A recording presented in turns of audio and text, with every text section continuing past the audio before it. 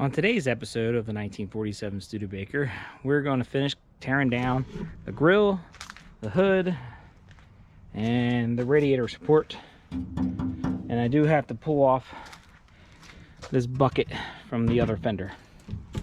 So sit back and watch.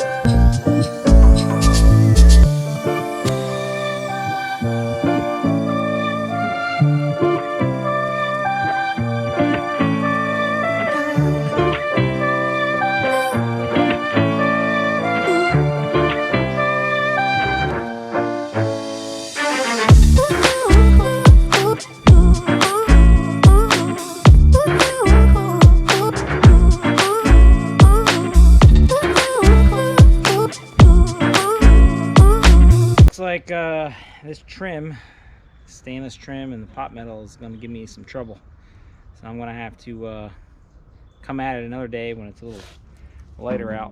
Probably knock it out tomorrow. So anyway, just going to bag and tag.